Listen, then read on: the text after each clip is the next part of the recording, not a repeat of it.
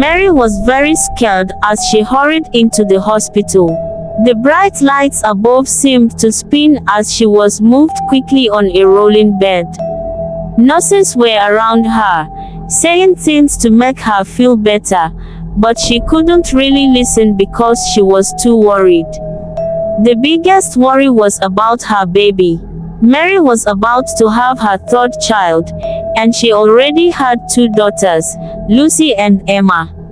Her husband, John, had told her many times that he wanted a son this time. He had said very clearly, "Not another girl, Mary. I need a son." This made Mary very scared because John was not kind to her or their daughters just because they were girls. Mary's second pregnancy, years ago, had not been any easier. When she found out she was pregnant for the second time, she had felt a mix of joy and dread. She knew John desperately wanted a son. During the first few months, Mary hoped things might change. She thought that maybe, just maybe, the joy of a second child would soften John's heart. But that hope quickly faded when they went for an ultrasound. The doctor smiled and told them the baby was healthy and growing well. "It's a girl," the doctor had added kindly, expecting happiness. But John's reaction was anything but kind. He turned cold, his face stiff and emotionless. On the way home, he didn't speak to Mary at all. His silence was heavy, filling the car with an uncomfortable tension that made Mary feel like she was the only one excited about their new child. As the pregnancy went on, John showed no interest in helping Mary. He refused to accompany her to doctor's appointments, and if she ever complained about feeling tired or unwell, he would dismiss her concerns. "What do you want me to do about it?" he would say, as if her struggles were not his responsibility. Mary often cried at night, alone in their bed, wishing for a husband who would care for her and their unborn child. She started to feel guilty, even though she knew deep down it wasn't her fault that they were having another girl. When the time came for Mary to give birth to Emma, her second child, John didn't even come to the hospital. Instead, he stayed home, making it clear that he didn't see the point of being there for the birth of another girl. Mary labored in pain and fear, but when Emma was born, she felt an overwhelming love for her baby. For a moment, she forgot all about John's coldness and focused only on the beautiful little girl in her arms.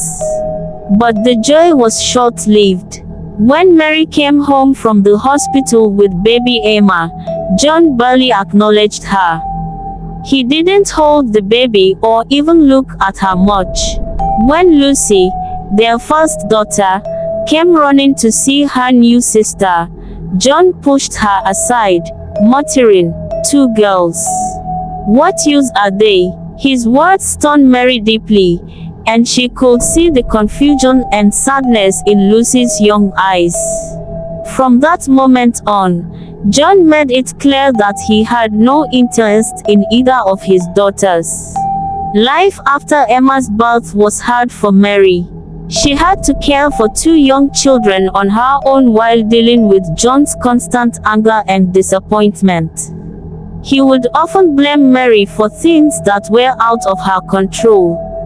If money was tight or if something went wrong at work, he would say things like, "If only you had given me a son, none of this would be happening." His words cut deep, and Mary started to feel like a failure, even though she was doing everything she could to keep their family together.